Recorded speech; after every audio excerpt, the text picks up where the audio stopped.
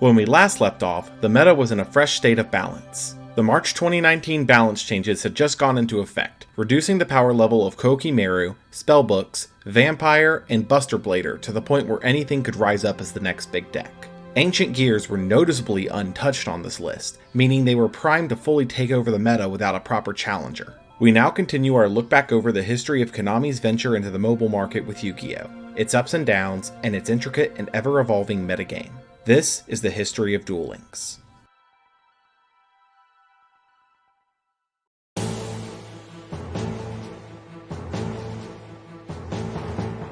Warriors Unite was the fifth main box of the 5Ds era, released on March 31st, 2019. This set would be arguably the most powerful support wave for a single deck so far in the history of the game, bringing the Synchro era support for 6 Samurai. This wave included all 6 of the legendary 6 Samurai monsters, the remaining secret 6 Samurai monsters in Fuma and Gemba, Legendary Secret, Elder, Kagemusha, United, Asceticism, and 6-style Dual Wield. This wave of support would completely revolutionize the 6 Samurai deck into the absolutely dominant deck many players still recognize today, becoming the third Tier 0 deck of Duel Links. The deck's primary game plan involved any of the level 4 monsters with the spell Sheen's Dojo, gaining 1 counter when a monster is summoned, then immediately sending it to grave to summon Fuma from the deck, allowing you to make the level 5 synchro legendary 6 Samurai Shien, who could, once per turn, negate any spell or trap activated. In addition to this, if he would be destroyed, you could destroy another 6 Samurai monster instead, or, if he would be destroyed by card effect, you could banish a secret 6 Samurai monster from the grave, like Fuma, making Shien very difficult to deal with. Though the Dojo play was the most famous combo for this, the deck had many ways into Shien on the first turn, such as opening Fuma and Kizan, the latter of which could special summon himself from hand if you control a 6 Samurai monster, or Genba or Kagemusha with Kaigeki, the latter of whom could special summon a 6 Samurai monster from hand on normal summon. In addition to all of this, the deck had 6 Samurai United, which gained a counter each time a 6 Samurai monster was summoned, up to 2, and then could send itself to grave to draw that many cards, giving the deck raw draw power in addition to their board flooding. Inishi was also a powerful follow-up option, able to banish 2 6 Samurais from grave to bounce a monster on field, and 6-style Dual Wield was a tech choice that would let you bounce 2 cards on the field if you controlled only 1 6 Samurai monster, like Shien. All of these cards were in addition to their 2 previous waves of support, making the deck completely unmatched in terms of raw swarming and advantage generation, easily cementing it as the deck to beat for the format. Beyond 6 Samurai, some other cards to come out of this set of note included Quick Draw Synchron,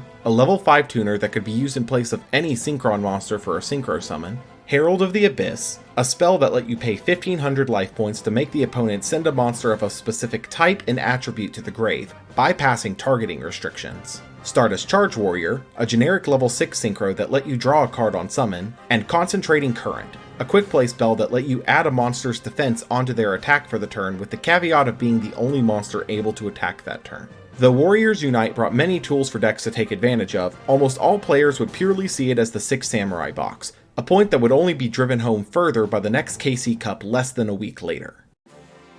The third KC Cup of the 5Ds era ran from April 4th through the 14th of 2019, serving as a showcase of the new meta since the March 2019 balance update and the release of Warriors Unite. Some honorable mentions that had 1 or 2 decks in the top cut included Spellbooks, Hazy Flame, Vampire, and Dinosaur. Spellbooks and Vampire both had been hit hard by the previous balance update, losing their dominant positions in the meta. Spellbooks losing 2 copies of Eternity from their list made it difficult for the deck to make follow-up plays after Spellbook of Fate. Still being possible, just a lot more difficult to do consistently. Vampires may have only lost 1 copy of Samurai Skull on the list, but the rise of poor matchups led to the deck underperforming majorly. Hazy Flame made a surprise appearance here thanks to cards that let them quickly tribute summon their playmakers, such as Dinotherium, Berlineth, the Firestorm Vassal, Gillosaurus, and Blackwing Gust the Backblast. In addition, the deck opted to play a copy of Genzo and 2 copies of Kokimeru Valifar to counter trap-heavy decks on the latter, allowing the deck to see some success. Finally, Dinosaur had been a deck for a while up to this point, but was finally seeing tournament success thanks to cards released in the Hassleberry event a month prior, leveraging cards like Giant Rex, Survival's End, and the Paleozoic cards to win games. The remaining 5 decks would see the majority of the top cut representation, marking their place in the current meta.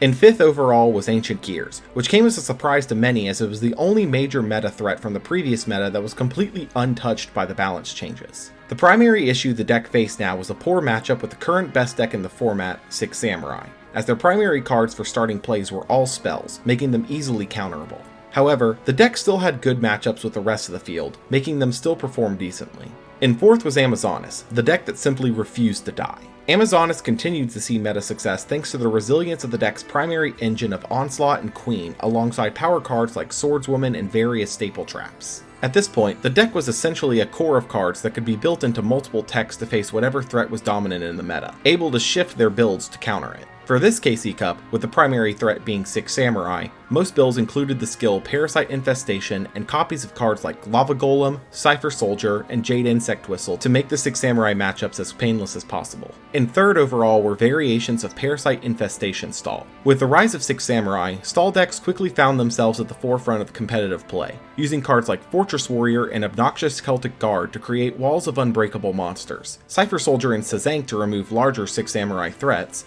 Mithra the Thunder Vassal to clog boards with tokens, Golden Ladybug to keep life points high, and the most important piece, Lava Golem for tributing key monsters and to provide burn damage. By clogging the board with tokens and Parasite Parasites, you could either set up Fortress Warrior or Obnoxious Celtic Guard as an unbreakable wall for your Lava Golem, winning the game in a matter of turns thanks to Lava Golem burning the opponent for 1,000 per turn. This was further backed up by powerful staple traps like Floodgate Trap Hole, Paleozoic Canadia, and Wall of Disruption to ensure the opponent could not break your board. In 2nd was Kokimeru, which surprised many who expected the deck to be a lot lower on the tier list following the March 2019 balance update. Even though the deck had lost 2 Maximus and 1 Iron Core, the deck had recently gained a powerful tool in the previous balance update in Kaiba Bling, playing 3 glossy or prismatic copies of Diamond Core to ensure seeing it every game. This was a major controversial point at the time because Diamond Core was a super rare, meaning you were very unlikely to get it in any foil rarity, making the deck and skill combination extremely pay to win, and this point would only grow more apparent in the near future, as Kaiba Bling was quickly catching on as the consistency skill of choice, as long as you could acquire foil copies of key cards.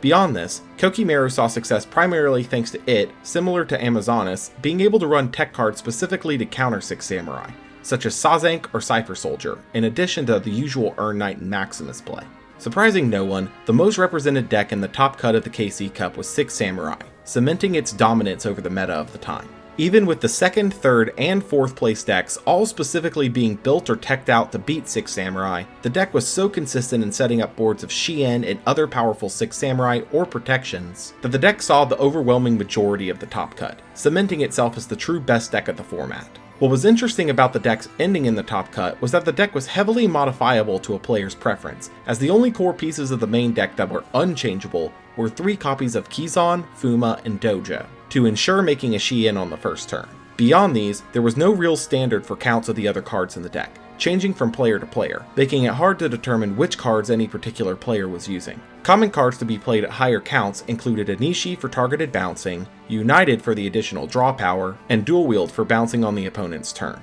But other cards that would see spots based on player preference included Kizaru for being summoned off Fuma, Legendary Secret and Grandmaster for the additional field swarming, Kaigeki and Kagemusha for additional ways into Shien, and Asceticism for the situational monster summons. This KC Cup showed the absolute power of the Six Samurai deck, with most decks in the top cut being either Six Samurai or a deck specifically designed to beat Six Samurai. This meta environment would have held on for a while after the KC Cup, however, a new power deck was on the horizon, aimed to end the Tier 0 format as soon as possible.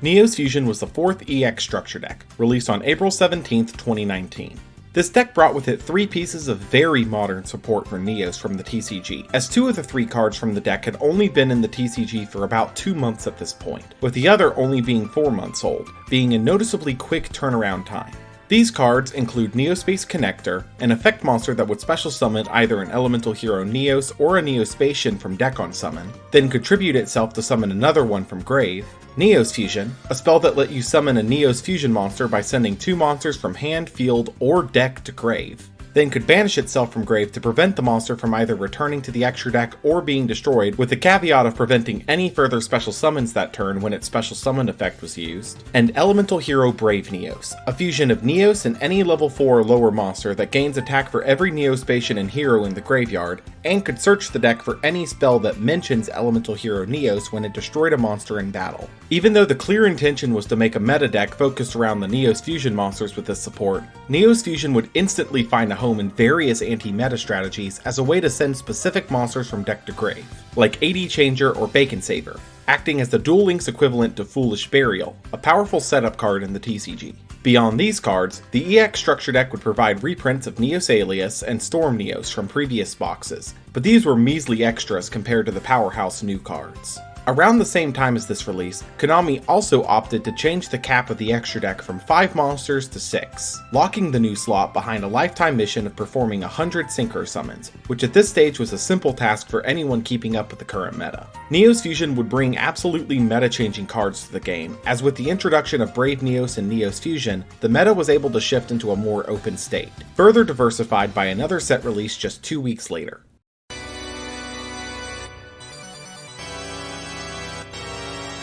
Lords of Shining was the 5th mini-box of the 5Ds era, released on April 30th, 2019. The set would bring a new archetype to the game in addition to supports for previous archetypes to give them a boost in the rapidly changing meta. For the new archetype, Dark Lords would be the headliner of the set, a series of dark fairy monsters whose primary game plan involved using their monster effects and spells to quickly churn out multiple high-level Dark Lord monsters, then paying life points to use their effects, copying the effect of a Dark Lord spell or trap in grave as their own, bypassing any cost for the card itself. This wave of support included Ixchel, who could discard herself and another Dark Lord to draw 2 once per turn, Desire, who could drop his attack to send monsters the opponent controlled to the graveyard, Superbia, who special summoned a Dark Lord from grave when special summoned from grave, Morningstar, who could special summon multiple Dark Lords from deck on tribute summon, then mill cards from your deck once per turn for every Dark Lord on the field, gaining 500 life points for each Dark Lord card sent this way, Nastin, who could special summon himself from hand by discarding 2 Dark Lord cards, Tetzkatlapoka, who could discard itself to prevent a Dark Lord from being destroyed, Amdusk, who could discard itself and another Dark Lord card to return a Dark Lord card from grave to hand,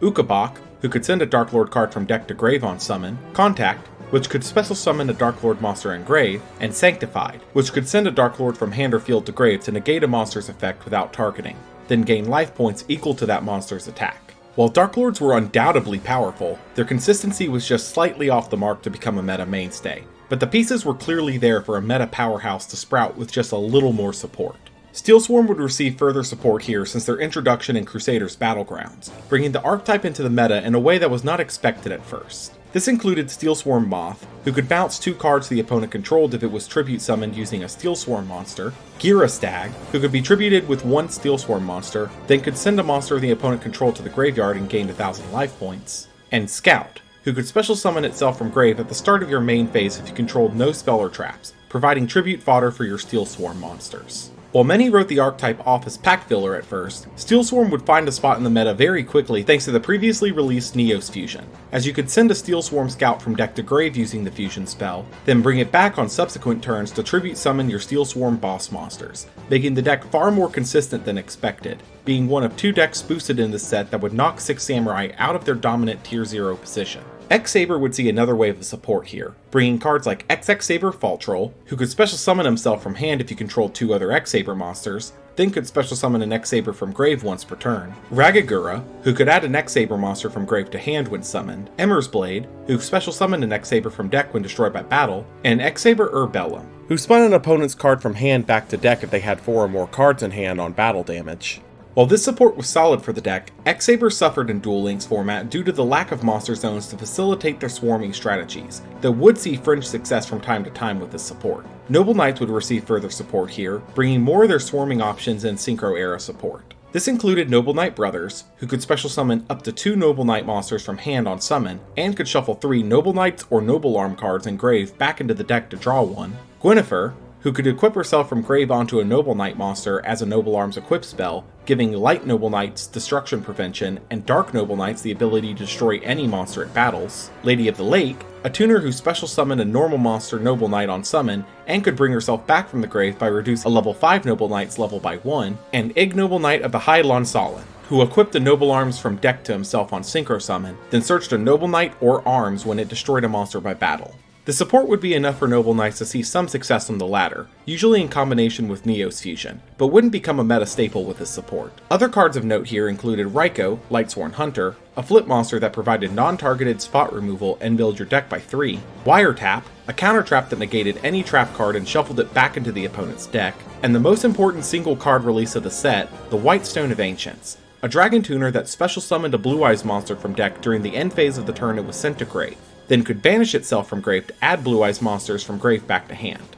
Ancients alone would give Blue Eyes the support it needed to come back into the meta in a powerful way, being the second deck to help knock 6 Samurais out of its tier 0 position by swarming the board with powerful Blue Eyes monsters, in a way the deck was unable to do prior. Overall, Lords of Shining would be a powerful set for months to come in the meta for multiple reasons, both short and long term, giving 3 set releases in a row that changed the meta in very impactful ways. The streak would continue further with the next character release a week later.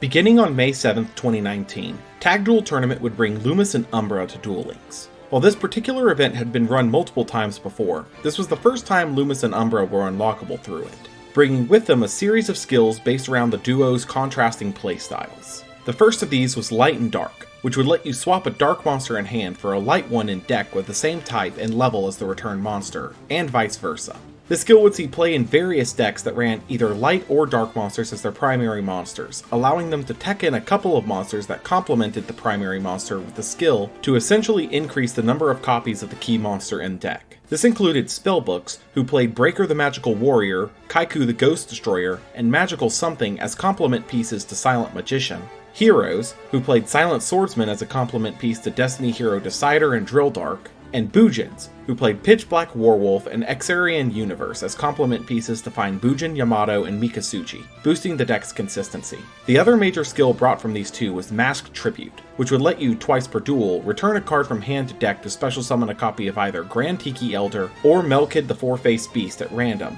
but locked you out of summons for the rest of the turn. While not the most prevalent skill immediately, mainly seeing play in Dinos as an easy way to trigger Survival's End, the skill would become far more popular soon after with the next set release. Card-wise, Lumis and Umbra would bring a single copy of Light and Dark Imprisoning Mirror, occasionally finding tech spots in decks when the meta was centered around either a light or dark-based deck, along with a single copy of Mask of Restrict, which saw similar tech play against decks based on tribute summoning. Overall, Lumis and Umbra's launch would make waves in the meta immediately, both skill-wise and card-wise, leading perfectly into the next structure deck release just 1 week later.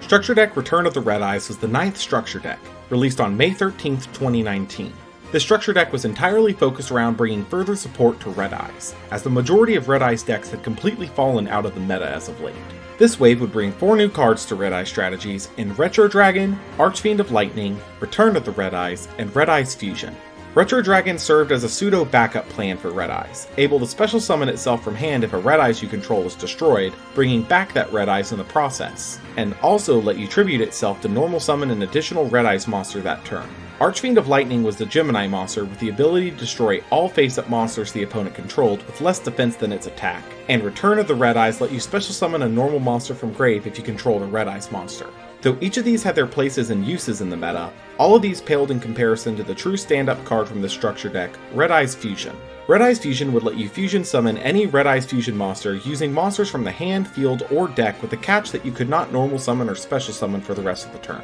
usually summoning Red Eyes Slash Dragon this way. This one card would bring Red Eyes back up into the meta, though not as omnipresently as Blue Eyes or Neos decks, making it a solid option in the ever-changing meta. In addition to these new cards, the structure deck would also reprint notable cards like Red Eyes Wyvern, the Dark Hex Sealed Fusion, Birthright, and the previously mentioned Red-Eye Slash Dragon. Overall, Return of the Red-Eyes would be a powerful boost to the meta relevance of Slash Dragon, finally giving it a place in the meta. However, even with all of these meta changes occurring from the new set releases, one deck was still a bit overtuned at this point, making Konami opt for a balance patch 3 days later. The May 2019 balance changes went into effect on May 16, 2019, being the smallest number of changes in the history of the game, not changing any skills and only changing the banlist position of a single card. Sheen's Dojo would be limited to 2 here, as 6 Samurai was still a very oppressive deck on the ladder, though its status as a tier 0 deck had already faded at this point thanks to other decks challenging that status. Sheen's Dojo being limited to 2 was primarily aimed at reducing the consistency of opening with a turn 1 Shien, as Dojo plus any level 4/6 Samurai made Shien instantly by summoning Fuma. Though these changes were light, they would be effective at checking 6 Samurai's power level, leading into the next main box 4 days later.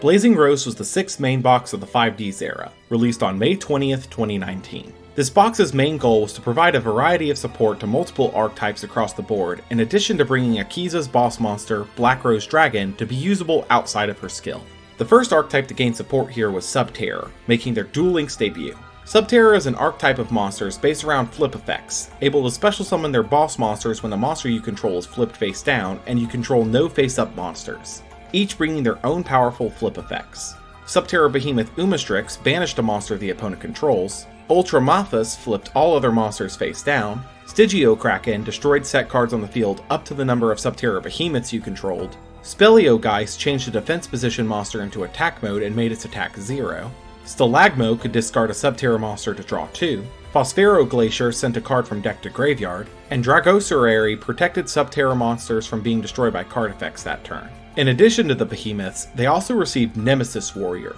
who could send a Subterror from deck to grave, then tribute himself and another monster whose total level equals or exceeds that monster to special summon it in attack or face down defense position, able to special summon itself from grave if the Subterror Behemoth is flipped face up. And Final Battle, which resets itself after being used and can flip up or flip down a Subterror monster, combine the attack and defense of a Subterror on field, or made your opponent unable to negate Subterror cards that turn. All in all, this wave of support would be considered immensely powerful, quickly establishing Subterror as another powerful meta option in the sea of meta decks. This would be mainly due to the skill Mask Tribute, which would let you special summon a normal monster, then the following turn tribute it alongside Nemesis Warrior to special summon a Subterror from deck, quickly establishing your board without needing much for setup. Red Eyes would receive further support in addition to the previous structure deck, gaining cards like Black Metal Dragon, which could equip itself from hand to a Red Eyes monster, boosting its attack by 600 and let you search a Red Eyes card when sent from field to grave, Red Eyes Baby Dragon,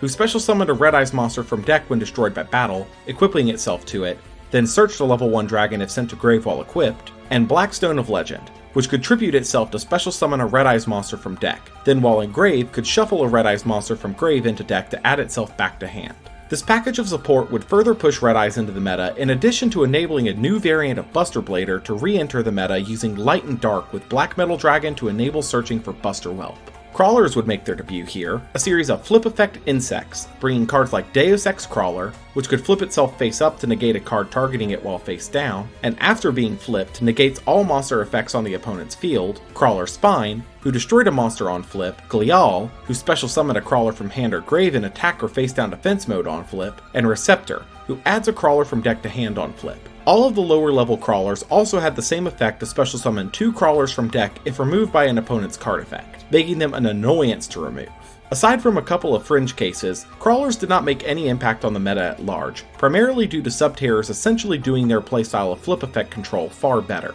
The last major archetype to get support here was Metaphys, a series of light worms based on powerful monsters from previous eras of the game. Each Metaphys monster had 2 effects, one that activated when special summoned by a Metaphys monster, and one that activated the next standby phase after they were banished, shuffling themselves back into the deck in the process. Their cards here included Metaphys Daedalus, whose summon effect banished all other special summoned monsters on the field, and his banished effect banished any Metaphys card from deck, Nephtes, who banished all spells and traps on field on summon, and added a Metaphys card from deck to hand when banished, and Tyrant Dragon, who was unaffected by traps and could attack twice when summoned, or special summon a Metaphys card from hand when banished. In addition to these monsters, they also had the continuous spell Ace of Metaphys, which could banish a Metaphys from hand to draw one once per turn, then once per turn applied an effect when a Metaphys is banished based on whose turn it was, and the continuous trap Metaphys Dimension, which special summoned a banished Metaphys monster when the opponent special summons a monster, and banished an opponent's card when a Metaphys monster is banished. Though the deck was clearly powerful, it was prone to heavy brick hands due to needing to run so many high-level monsters to operate, letting the deck see some meta success, but not long-term staying power. Other cards from the set that were relevant, but not belonging to a larger archetype here, included Vermilion Dragon Mech, a powerful level 9 synchro that could banish a tuner from hand or grave for targeted spot removal, then recycle the banished tuner when destroyed by card effect, Cockadoodle 2, a tuner that could be level 3, 4, or 5 depending on how it was summoned, Golem Sentry, a monster that bounced an opponent's monster on flip summon and could flip itself face down, triggering the Subterror summon requirements, Oluf Lupine, a monster that on summon could banish a monster in hand to banish a monster of the same type from deck, recycling a banished monster to hand on destruction, finding a comfortable spot in Metaphys, and World Legacy Clash, a quick play spell that could banish a monster from your side of the field for a turn to drop an opponent's monster by that banished monster's attack and defense, fizzling an attack if used at the damage step. Overall, Blazing Rose brought a series of new playable archetypes to the table right before the biggest tournament of the year so far, the RRQ, which began just a week later. The 2019 Regional Representative Qualifier ran from May 28th to June 9th of 2019, with Stage 2 beginning on June 6, 2019. This tournament replaced the World Championship Qualifier from previous years, essentially following the same format, just under a different name. 3 spots in the World Championships were up for grab in each North America, Latin America, Europe, and Japan, with 1 spot available for Oceania and 2 spots available for Asia, meaning a total of 15 spots were available from this tournament. Of the players that qualified for the World Championship spots, 6 decks would make appearances, marking them as the most capable decks of the current meta. Tied for 5th place overall were Spellbooks and 6 Samurai. Spellbooks had made a bit of a comeback in this tournament after their hits a few months back, sporting the new skill Light and Dark to consistently find their key card in Silent Magician, or to quickly pull out tech choices like Breaker the Magical Warrior or Kaiku the Ghost Destroyer, bringing the deck's consistency up considerably. 6 Samurai had fallen quite substantially since their dominance in the last KC Cup, but were still viewed as a potent deck in the meta, able to make Shien with ease and quickly dominate games through Shien's negations and bouncing with Anishi and Dual Wield. In 4th was Blue Eyes, riding high off the addition of the Whitestone of Ancients to the deck, consistently spamming out copies of Blue Eyes and Dragon Spirit of White thanks to cards like Snipe Hunter and Dawn Knight loading stones into the graveyard. On top of that, Blue Eyes was the only deck in the format able to consistently make level 9 synchros, meaning Vermilion Dragon Mech had found a home rather quickly alongside Azure Eyes. In 3rd was Subterror, making a powerful first impression off their debut in the previous box, using cards like Golem Sentry and Subterror Nemesis Warrior in combination with the skill Mass Tribute to quickly bring out Subterror Behemoth Umastrix and Stygia Kraken to control the board through their flip effects. With the Behemoths in Subterror Final Battle, control would quickly get away from their opponents, and Subterror could easily close out games thanks to the raw power of the Behemoths. In 2nd was a collection of decks using the newly released Neos Fusion package, all aimed at inconveniencing the opponent as much as possible before swiftly closing out games in a single turn. Primarily, this was done thanks to Lava Golem, who could tribute over an opponent's board, then be either returned to hand with Gale Lizard,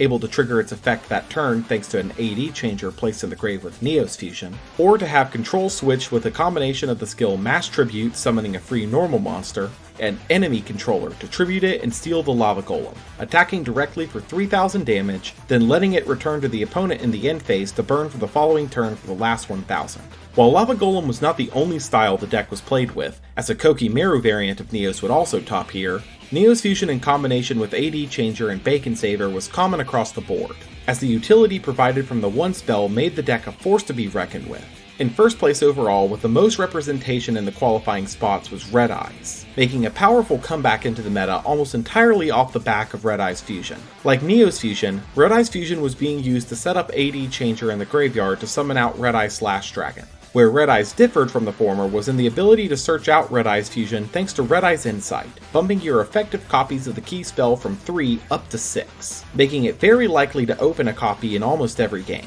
In addition to this, most variants ran the skill Sealed Tombs as an effective way to stop Bacon Saver setups from stopping Slash Dragon's initial attack, meaning it could quickly load up on equips to make itself immune to targeting, further backed up by cards like Black Metal Dragon and Power of the Guardians being ran alongside it. Overall, the regional representative qualifier showed just how much had changed with the past few months of releases, as the meta landscape was completely different from the last KC Cup. This landscape would only continue to grow and shift in the months leading up to Worlds, as more releases on the horizon aim to shake up the game further.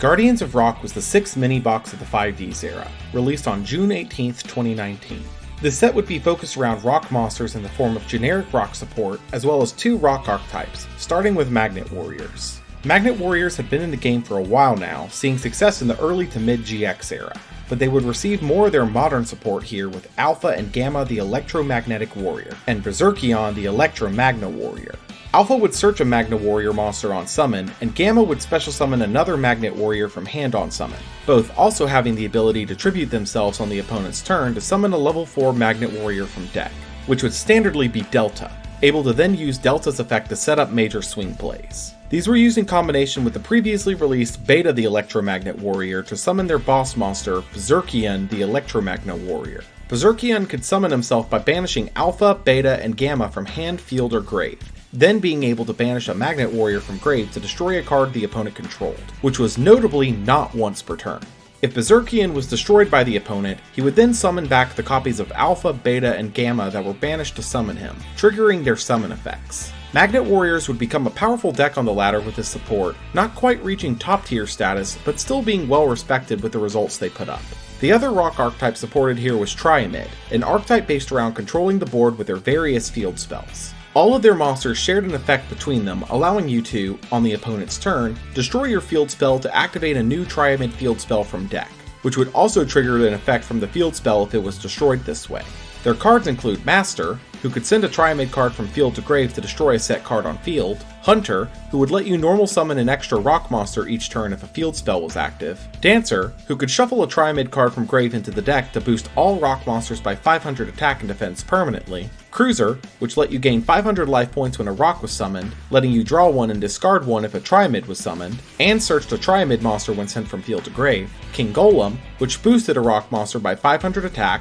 stunned the opponent's cards when a Triamid monster battled, and special summoned a Triamid from hand when sent from field to grave, and Fortress, which boosted a rock monster by 500 defense, prevented Triamids from being destroyed by card effects, and recycled the Triamid monster in grave when sent from field to grave. Triamids would see far more immediate success than Magnet Warriors, reaching around mid-tier status on release thanks to their consistency with the skill Balance, and the card trader card Triamid Pulse, able to reliably start with a monster and field spell for combos to quickly fuel plays with Pulse. Other cards of note from this set included Debris Dragon, who special summoned a monster with 500 attack or less from grave on summon, negating its effects, Magician Navigation, which special summoned a Dark Magician from hand and a level 7 or lower spellcaster from deck, then could banish itself from grave to negate a spell or trap if you controlled the Dark Magician, Revival Golem, who either special summoned itself or added itself to hand when sent from deck to grave, Rock Bombardment, which sent a rock monster from deck to grave to deal 500 to the opponent, and Block Dragon, who could special summon himself by banishing 3 earth monsters from hand or grave,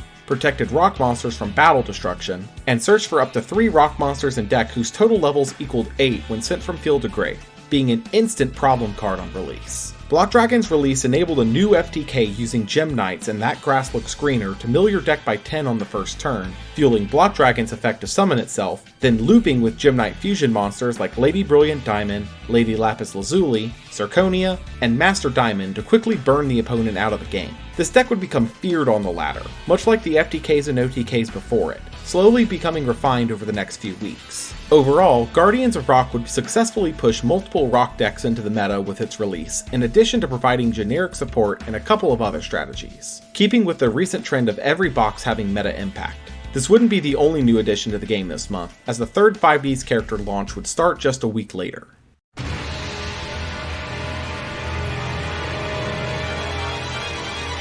Beginning on June 27, 2019, the Flame of Vengeance would bring Darksigner Callan Kessler to Duel Links, and with him, the first wave of his Infernity monsters. The Infernity monsters all shared similar effects in that you could only use them if you had no cards in your hand, but in return they were generally powerful and required no other major costs. This wave included Infernity Necromancer, who could special summon an Infernity from grave once per turn, Beetle, who could tribute himself to summon 2 more Beetle from deck, Mirage, who could tribute themselves to summon 2 Infernity monsters in grave, though they could not be summoned from grave at all, and Break, which could banish Infinities from grave to destroy a card on the field. His boss monster skill, Dark Tuning 100, would start the duel with 2 copies of Infernity Avenger in the deck and a copy of 100 Eyes Dragon, a level 8 synchro that could banish a dark monster from grave to copy its effect that turn, searching an Earthbound Immortal monster on summon. While Infernity at this point was nowhere near viable, the pieces were there for a powerful Infernity deck with the right future support, especially with the skill Infernity Inferno, which would let you discard 2 cards to send 2 Infernity monsters from deck to grave, easily kickstarting a combo from your second turn onward.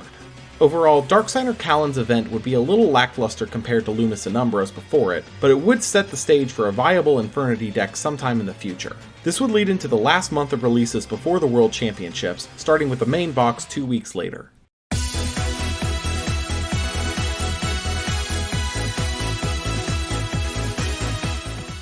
Cybernetic Rebellion was the 7th main box of the 5Ds era, released on July 11th, 2019. This set would be focused around various water or machine strategies, starting with the cover archetype of Cyber Dragon. Cyber Dragon would finally receive their archetype's titular monster, a 2100 attack monster that could special summon itself from hand if your opponent had a monster and you didn't. In addition to this, they would also receive the fusion Cyber Twin Dragon, the 2 Cyber Dragon counterpart to Cyber End Dragon, which could attack twice in a turn. Even though the Cyber Dragons were the cover card of the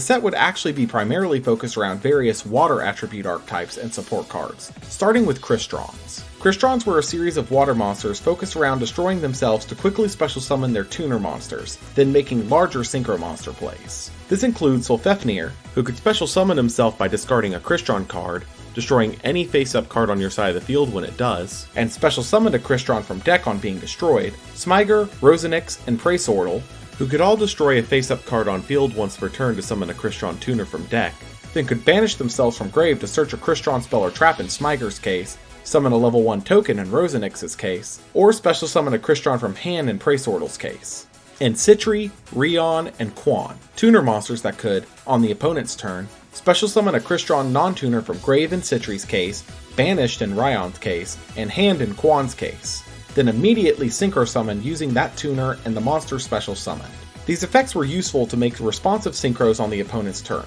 such as Amatrix, who could change all special summon monsters the opponent controlled to defense position on summon, or Paladin Zektron, who could protect itself from destruction that turn. Their boss synchro monster, however, was undoubtedly Quarion Gandrax, who could banish up to 3 monsters from the opponent's field or grave on summon, special summoning a banished monster to your field upon being destroyed. Crystrons would see some success out the gate, situating themselves as a low-tier meta pick, bouncing in and out of relevance based on the format. The other water deck to come out of the set was Mermail, a series of water monsters that aimed to quickly special summon their larger level 7 Mermails through various means. This deck had seen very little success since their release back in Gaia Genesis, outside of splash play in various water decks from time to time. This wave of support included Mermail Abyssland, who special summoned a Mermail from deck when destroyed, Abystius, who could special summon itself by discarding a water monster, then search the level 4 or lower Mermail from deck on summon, and Abyssphere, which special summoned a Mermail from deck, destroying it in the opponent's next end phase, which primarily combined with Abyssland to special summon another Mermail on her destruction.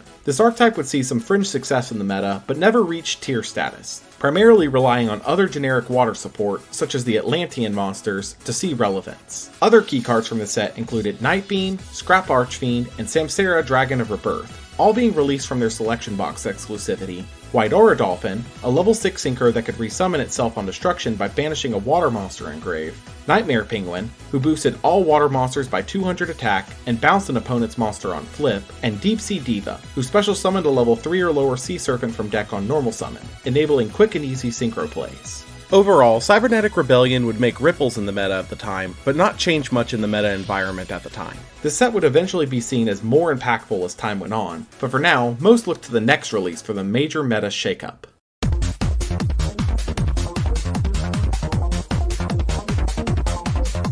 Full Metal Desperado was the 5th EX structure deck, released on July 23, 2019. This structure deck was focused around bringing the retrain of Bandit Keith's ace monster Barrel Dragon, known as Desperado Barrel Dragon, to Duel Links. This monster could special summon itself from hand if a dark machine on your field was destroyed, allowing you to flip 3 coins in the battle phase and destroy a monster for each heads flipped, drawing a card if 3 heads were flipped. The catch to this effect is that he couldn't attack the turn it was used, but since it was usable in the opponent's battle phase too, this downside wasn't always relevant. In addition to this effect, it also let you search for any card with a coin flip effect other than another copy of itself from your deck when sent to grave. Although this was advertised to be used with Bandit Keith, unquestionably the best version of the deck was with Sartorius Kumar, whose skill, Master of Destiny, could be leveraged with Desperado's effect to instantly clear boards of monsters. Other powerful cards from this deck included BM4 Blast Spider, which could destroy a dark machine you controlled to destroy any face-up card the opponent controlled, triggering Desperado's summon condition,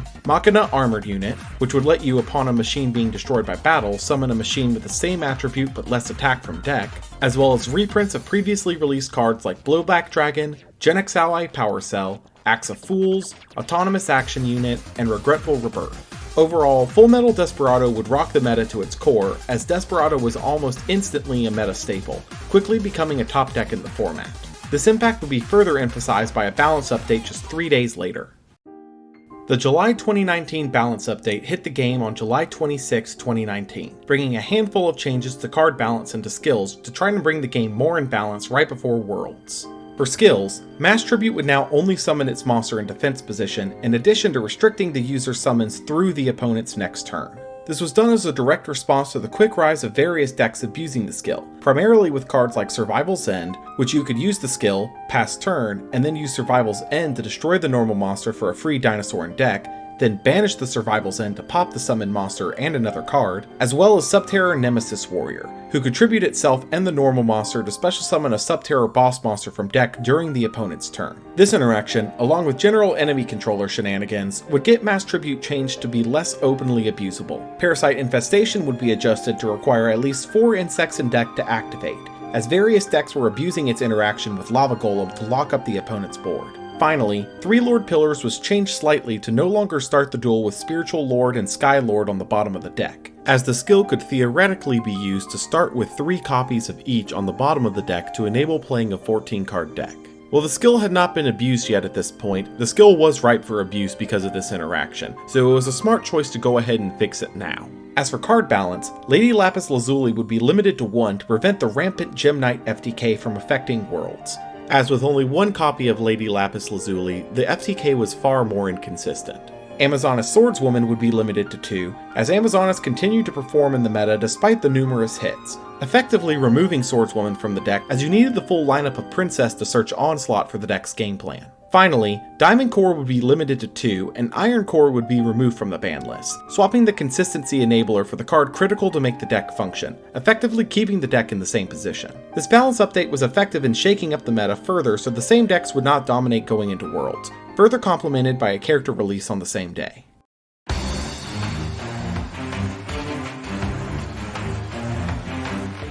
Beginning on July 26, 2019, Soul Polymerization would bring the fusion of Jaden and Yubel to the game. Jaden and Yubel would bring with themselves their key skill of Ultimate Fusion, which could add a copy of Super Polymerization to hand after losing 1500 life points. This card would let you fusion summon using both sides of the field and could not be responded to by the opponent, making it insanely powerful as a removal option, restricted only to being usable if the skill was used. While this skill was not impactful to the meta, Ultimate Fusion would pop up from time to time in decks with generic fusion materials. Wounded Hero is the other useful skill introduced here, giving hero decks a quick unrespondable summon from deck, but didn't trigger any summon effects. The skill would become a lot more powerful in the near future, but for now is at least worth mentioning. As for their cards, Mass Hero Blast would be available here as a level 45 reward, making it only available at 1 copy, making Wind a possible mass change target. Similarly, Form Change would be available as a level 40 reward, similarly locking it to 1 copy per account. While no good win targets were available at this time, it did lay the groundwork for Hero to re-enter the meta with the right support wave.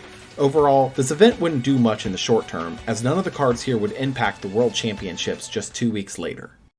The third Duel Links World Championships took place from August 10th through 11th, 2019 in Berlin, Germany, being the first time Worlds was held outside of Japan. The format for this year remained unchanged from the previous year, having all players bring 5 decks in total, 2 required to be legendary decks, and a total of 3 copies of any card being shared between all 5 decks. Unfortunately, coverage of this event over the years has been lackluster, leaving us with only the decks of the top 2 players to review. The finals of this event would be between 2 Japanese players, being Are, the champion from last year, bringing 6 Samurai, Desperado, and Triamid for his standard decks, and Magnets and Neos for his legendary decks, and Kobayashi, who brought Blue Eyes, 6 Samurai, and Desperado for his main decks, and Magnets and Crystons for his legendary decks. The finals of this tournament followed the tradition of Worlds up to this point, being a swift 3-0 sweep, crowning Kobayashi as the Duel Links World Champion of 2019, dethroning the previous World Champion in the finals. This championship proved the power of 6 Samurai and Desperado as the go-to decks of the format, being the common standard decks played between the top 2 players. However, this format would not hold for long, as the very next day, the next mini-box would be released.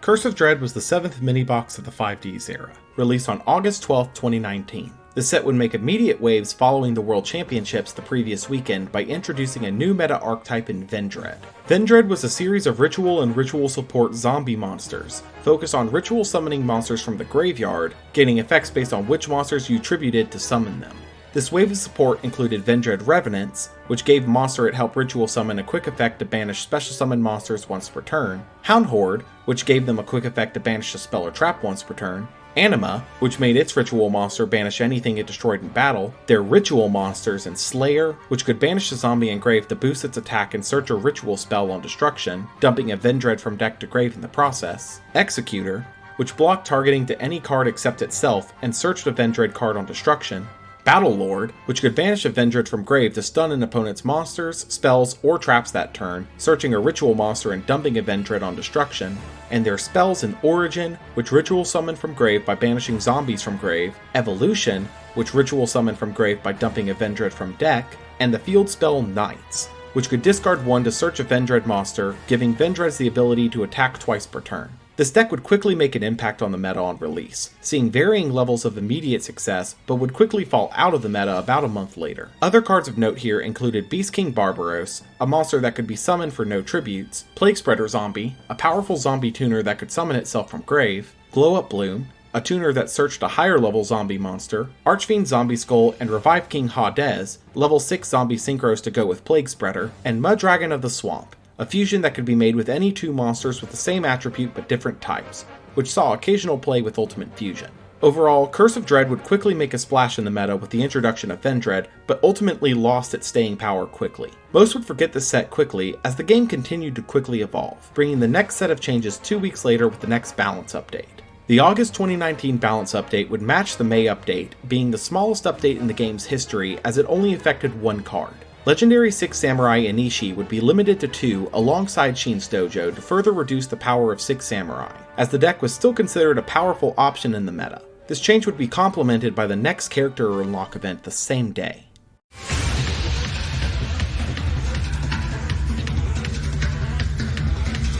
Beginning on August 27, 2019, Destiny decided would bring Dark Signer Carly Carmine to the game. Carly's key archetype of Fortune Ladies would be brought with her, a series of spellcaster monsters whose attack and defense were determined by their level, gaining 1 level every turn to boost their power levels. This wave included Fortune Lady Light, who special summons a Fortune Lady from deck when removed from the field, Wind, who destroyed spells and traps on normal summon, Water, who let you draw 2 if special summoned, and Fortune Vision, which searched a Fortune Lady on activation. These monsters would be further supported by Carly's exclusive skill Time Passage, which originally would let you boost a Fortune Lady monster's level by 3 until the end of the turn once per turn and twice per duel. The skill would be seen on launch as an extremely reliable way to boost a Fortune Lady monster over the threshold for attack needed to clear specific monsters. Overall, Destiny decided would be a very successful launch compared to the previous character launches of the era thanks to focusing in on making the archetypes supported playable, especially because the next main box release 4 days later would bring the last couple of pieces to make the deck into a meta threat.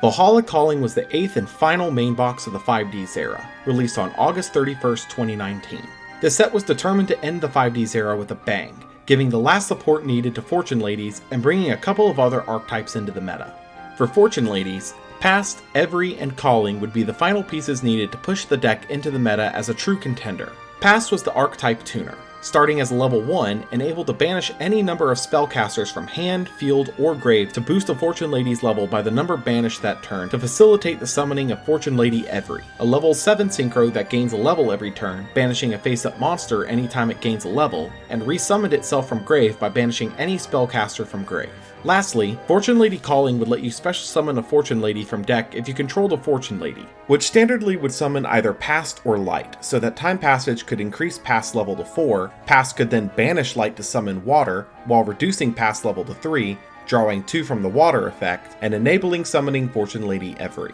This support would push Fortune Lady into the meta instantly on release, but it wouldn't become the top deck thanks to another powerful piece of support released in the same set. Dark Lords would receive Banishment of the Dark Lords here, a spell that could search for any Dark Lord card on activation. This one card would instantly boost Dark Lords to the top of the meta, giving them the consistency needed to completely take over, as not only did it unbrick the previously dead hands Dark Lords tended to open, but it also could be copied from the grave by most of the Dark Lord monsters, allowing them to continue plays beyond the initial search the card provided. Dark Lord would quickly take over the meta, becoming a mainstay for many months to come, even with the changes on the horizon of the new era. Other cards of note from the set included the release of Mass Hero Diane and Elemental Hero Solid Soldier from their Selection Box exclusivity, the Flower Cardian series, a series of monsters that swarmed off of one normal summon, then quickly destroyed the opponent's cards through their monster effects, drawing off their summons, and quickly making synchros with their swarmed fields. The Agent series, a series of fairy monsters based around the field spell The Sanctuary in the Sky, focusing on quickly searching and summoning their boss monster, Master Hyperion, to control the board. Hecatrice and Valhalla the Hall of the Fallen, which gave fairy decks quick special summoning. UA support in Perfect Ace, who negated a card once per turn, and Blockbacker, who could change the battle position and negate the effects of a monster the opponent special summoned once per turn. Scrap Dragon, a level 8 synchro that could destroy a card on each side of the field once per turn. Star Eater, a level 11 synchro whose special summon can't be responded to and is unaffected by other cards when attacking. HTS Syhemoth, a level 6 synchro that could banish itself in any monster it battled. And Forbidden Lance, a spell that could drop a monster's attack by 800 to make it immune to spells and traps that turn. Valhalla Calling would greatly change the face of the meta directly before the turn of the new era, giving one last hurrah for the 5Ds era in terms of viable decks, which would be on full display in the final KC Cup of the era beginning just a week later.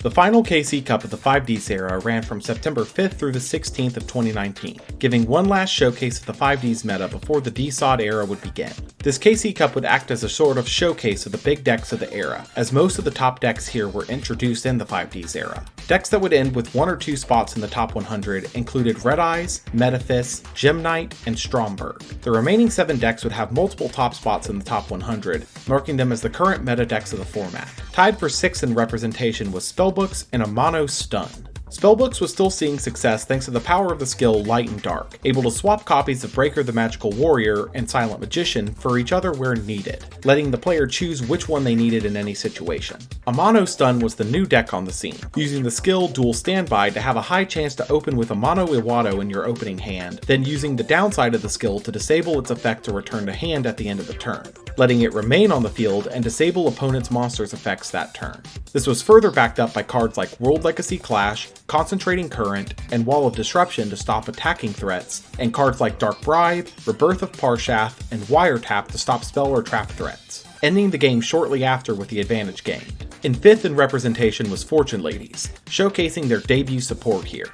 The power of Fortune Lady Every, in addition to their ability to quickly generate advantage from summoning monsters like Fortune Lady Water, would carry the deck through the tournament, even taking the first place spot in the world. In 4th in representation was Desperado, showcasing the absolute power of Master of Destiny, using cards like Cup of Ace essentially like Pot of Greed, Misjudge to guarantee a negate, and Desperado to control the board through reliable monster removal. In 3rd in representation was Triamid, using the skill Balance to guarantee opening at least 1 monster and 1 field spell, allowing the user to quickly cycle through field spells for use with Triamid Pulse to control the board. While the deck's power ceiling was low compared to the field of other meta decks, the consistency was unquestionable, as any monster in field spell could start their cycle with little issue. And second in representation was 6 Samurai, still going strong after all of their nerfs. The power of Shinning backed up with dual wield was still a strong opening board, even in the ever-shifting meta, allowing 6 Samurai to continue seeing success in the meta. The biggest change of the deck was that players had to choose to either run 2 Shin's Dojo for consistently opening Shinning, or 1 Dojo and 1 Anishi to give more power to a follow-up play with Anishi's bouncing effect. The top deck of the KC Cup was unquestionably Dark Lords, quickly able to fill the board with high-level Dark Lords along with cards like Sanctified Dark Lord to negate effects and gain life points, backed up further by either Treacherous Trap Hole or Hey Trunade based on player preference. The deck's consistency issues had been completely resolved by the release of Banishment, allowing Ixchel to turn Dark Lords into a full-on consistency engine,